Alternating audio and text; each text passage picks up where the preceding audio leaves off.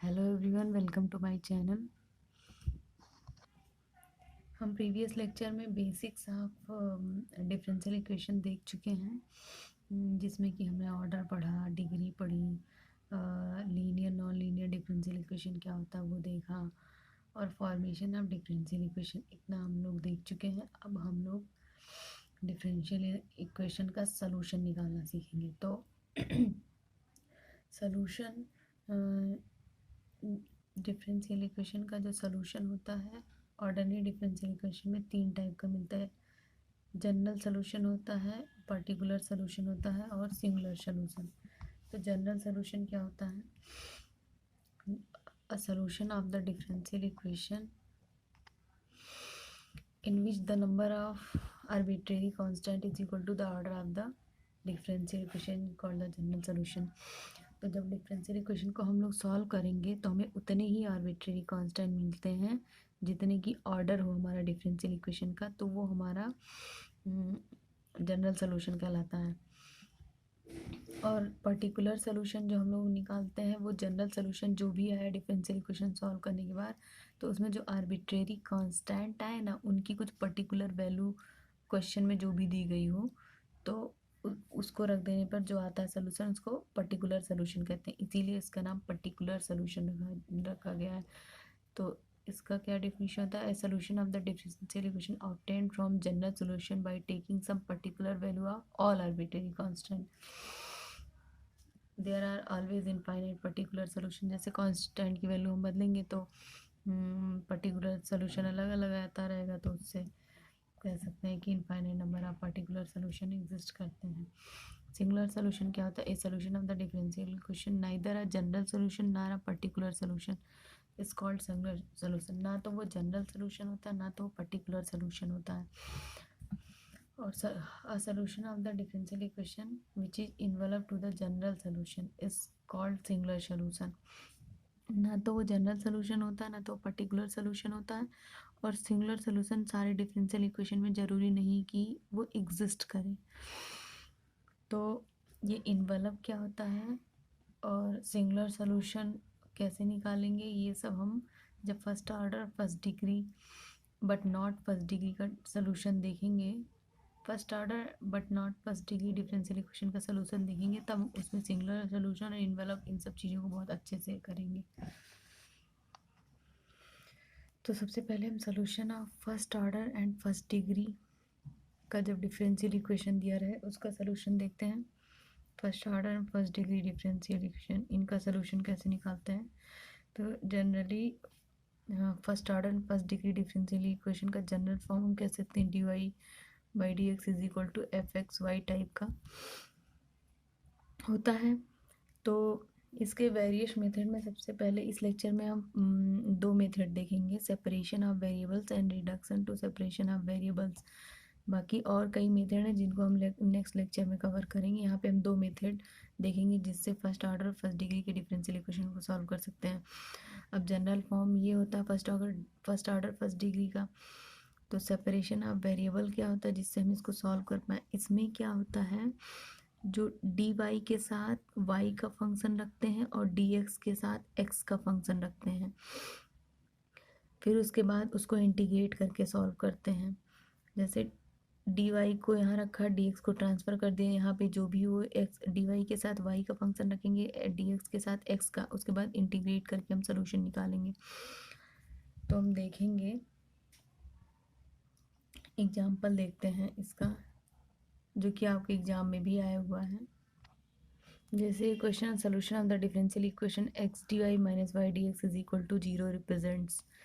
तो हम इस डिफरेंशियल इक्वेशन को इस तरीके से सॉल्व कर सकते हैं कि अगर x d y minus y d x is equal to 0 दिया हुआ है तो डी वाई के साथ वाई वाला ले आ सकते हैं और डी एक्स के साथ एक्स वाला, तो डी वाई बाई वाई कर दें और डी एक्स बाई एक्स कर दें। अब इसको हम बोथ साइड इंटीग्रेट कर दें तो ये हमारा आ जाएगा log y is equal to log x plus कोई कांस्टेंट आएगा तो हम इसको अपने कन्वीनियंस के हिसाब से log c लिख दिए, तो y equal to x c हो जाएगा हमारा। ये हमारा सोल्यूशन आ गया। y is equal to x c. अब हम ऑप्शन देखते हैं, ए रेक्टेंगल और हाइपरबोला, तो रेक्टेंगल और हाइपरबोला है नहीं, तो ऑप्शन इनकरेक्ट हो जाएगा। Parabola whose vertex is origin, parabola भी नहीं है, भी incorrect. Straight line passing through origin, तो हमारा ऑप्शन सी जो है करेक्ट हो जाएगा, क्योंकि ये स्ट्रेट लाइन का इक्वेशन है, पासिंग थ्रू द ओरिजिन। तो जब किसी डिफरेंशियल इक्वेशन में वेरिएबल जो होते हैं वो सेपरेट हो जाते हैं, तो वहाँ पे वेरिएबल सेपरेबल मेथड लगा लेते हैं। जैसे यहाँ पे हम डी वाई अपॉन वाई लिख लिए, D x upon D x कर दिए। अगर नहीं हो पाते तो हम अदर मेथड देखते, लेकिन अगर वेरिएबल सेपरेट हो जाते हैं तो वहाँ पे वेरिएबल सेपरेबल मेथड लगाते हैं। एक क्वेश्चन और देखते हैं। लास्ट क्वेश्चन भी पीजीटी में आया हुआ है, ये भी क्वेश्चन आपके पीजीटी में आया हुआ है। Equation of the curve passing through 1 and satisfying the differential equation. तो अब इसको सॉल्व करेंगे तो हमें कर्व मिलेगा। अब उस कर्व को 1 से पास करेगा तो क्या मिलेगा वो हमें दिखाना है, वो हमें यहाँ पे चेक करना है। तो यहाँ d y by d x is equal to y by x. तो हम यहाँ देखते हैं कि इसको इधर ले आते हैं, इसको लिए डी एक्स को इधर ले आते हैं, तो वेरिएबल सेपरेट हो गए, तो हम वेरिएबल सेपरेबल मेथड लगा के इसको सॉल्व कर सकते हैं। तो इसको हम इस तरीके से करते हैं, डी वाई और यहाँ पे 2y कर देते हैं, और इसको डी एक्स बाई एक्स कर देते हैं। तो हमारा हो गया, या तो आप इसको 2 को इधर ही रहने देते हैं, वैसे इसको यहाँ भी रख के सॉल्व करेंगे तो सेम ही आंसर आएगा, बट अपने कन्वीनियंस के हिसाब से हम इसको रखते हैं। तो ये इसको इंटीग्रेट करेंगे बोथ साइड, तो हमारा क्या आ जाएगा, log y is equal to 2 log x। हमारा कांस्टेंट कुछ भी रख सकते हैं, तो हम अपने कन्वीनियंस के हिसाब से log c रख रहे हैं। अब इसको सॉल्व करेंगे तो log a इंटू बी, ये हो जाएगा log x स्क्वायर, यहाँ पे log ही रखते हैं b, प्लस log c, तो log a plus log b हो जाएगा log a b, तो हो जाएगा log x स्क्वायर c, और यहाँ log y, तो हमारा हो जाएगा y is equal to x square c. और यहाँ पे पूछा जा रहा है अब ये हमारा कर्व फैमिली ऑफ कर्व मिल गया। अब पूछा पासिंग थ्रू 1 तो 1 से पास कराएंगे। x की वैल्यू हमें दी हुई है 1, और y की भी वैल्यू, तो यहाँ पे रखेंगे 1 इंटू 1 स्क्वायर सी, तो हमारी यहाँ से c की वैल्यू 1 आ जाएगी। तो हमारा कर्व क्या आ जाएगा, यहाँ पे रखेंगे c की value y is equal to x square, तो यहाँ से हमारा ऑप्शन 1 करेक्ट हो जाएगा। नेक्स्ट क्वेश्चन है, solution of the equation dy by dx plus 1 plus cos 2y upon 1 minus cos 2x is equal to 0।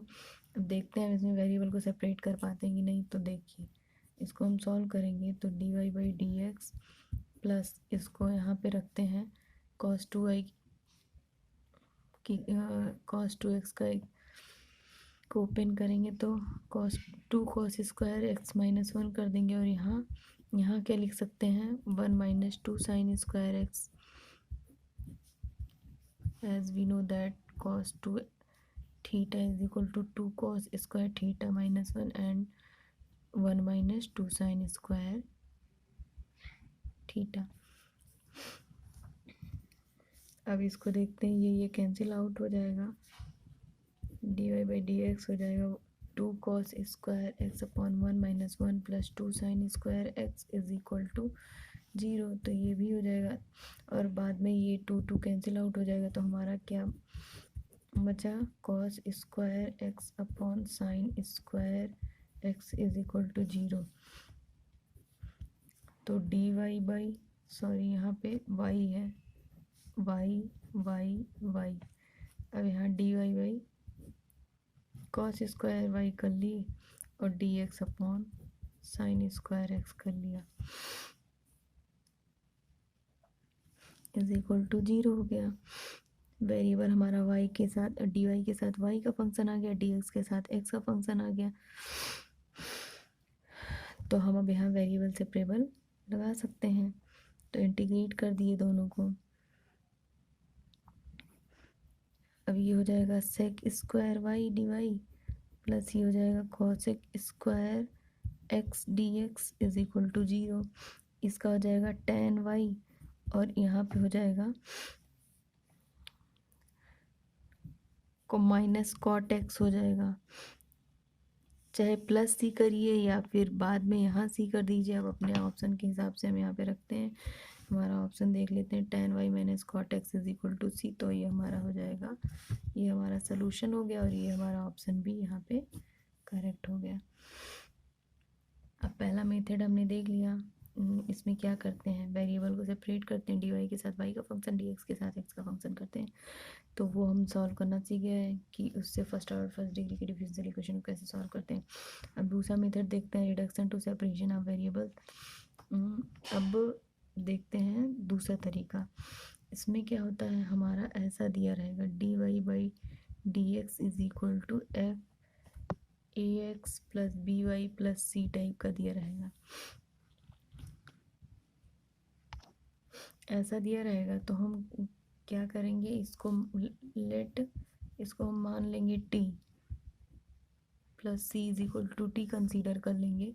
अब अगर इसको डिफ्रेंशिएट करें तो क्या आएगा, a plus b d y by d x plus constant 0 हो जाएगा, यहाँ पे d t by d x. तो हमारा डिफरेंशियल इक्वेशन, अब यहाँ से हम d y by d x की वैल्यू ले जाके ओरिजिनल डिफरेंशियल इक्वेशन में जाके रखेंगे तो वो हो जाएगा माइनस ए और अपॉन में 1/b हो जाएगा, ये हो जाएगा। अभी इसको ले जाके हम यहाँ ओरिजिनल डिफरेंशियल इक्वेशन में जाके रखेंगे। तो अब इसमें अगर इसको हम पुट करेंगे तो क्या आएगा, 1/b d t by d x minus a is equal to f of t हो जाएगा। तो अब हमारा ये क्या हो जाएगा, d t by d x minus a is equal to b f t. अब देखते हैं, d t by d x is equal to b f t plus a. अब हमारा देखिए, ये फंक्शन फिर से वेरिएबल से वेरिएबल में चेंज हो जाएगा। D t by b a plus b f t कर सकते हैं और डी एक्स मतलब कि, और फिर इसको इंटीग्रेट करके सॉल्व कर देंगे। जैसे ये इस तरीके से, यहाँ से पहले हमारा इस टाइप का फंक्शन था, अब वो फिर से वेरिएबल से वेरिएबल में चेंज हो गया। टी के साथ टी का वेरिएबल और डी एक्स हो गया। तो इस तरीके से, इसीलिए इसका नाम reduction to separation of variable. इसको हम इस टाइप का जब दिया रहेगा तो हम उसको टी मान लेंगे, तो फिर से हमारा वेरिएबल से वेरिएबल में चेंज जाएगा। उसका एक एग्जांपल देखते हैं जो पीजीटी के एग्जाम में पूछा गया है। ये है, d y by d x is equal to 1/x plus y plus 1 इस टाइप का दिया है। तो a x plus b i plus c type का दिया हुआ, तो हम क्या करते हैं, इसको मान लेते हैं पूरा, let x plus y plus 1 is equal to t, या फिर कोई और फंक्शन बी हम कुछ भी मान लेते हैं। तो यहाँ से अगर डिफ्रेंशिएट करेंगे, 1 plus d y by d x is equal to d t by d x हो गया। अब यहाँ से d y d x is equal to d t by d x minus 1 हो गया। तो अब यहाँ पे ले जाके हम ओरिजिनल डिफरेंशियल इक्वेशन में इसको पुट करेंगे तो हो जाएगा d t by d x minus 1 is equal to 1/t। अब अगर हम d t by d x is equal to, इसको इधर ट्रांसफर करेंगे तो 1 प्लस 1/t हो जाएगा। तो हो जाएगा t plus 1/t D t by d x हो जाएगा। और इसको हम सेपरेट कर सकते हैं, टी डी टी प्लस 1 यहाँ। अब इसको हम यहाँ पे वेरिएबल से वेरिएबल लगा देंगे। अब इंटीग्रेटिंग बोथ साइड, तो अब इसको सॉल्व कर लेंगे। मतलब 1 ऐड कर दिए, 1 माइनस कर दिए डी टी डी एक्स। अभी हो जाएगा 1 minus 1/t plus 1 d t is equal to d x. अब हम सॉल्व करते हैं, इंटीग्रेट करते हैं, तो यहाँ आ जाएगा t minus log t plus 1 is equal to x plus c हो जाएगा। अब हम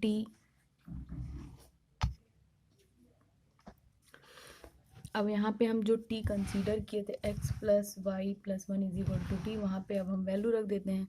तो यहाँ पे हम वैल्यू रखेंगे तो x हो जाएगा x plus y plus 1 minus log x plus y plus 1, और ये पहले से 1 x प्लस सी, यहाँ से x और x हमारा कैंसिल आउट हो जाएगा। तो हो जाएगा y plus 1 minus log x plus y plus 2 is equal to C.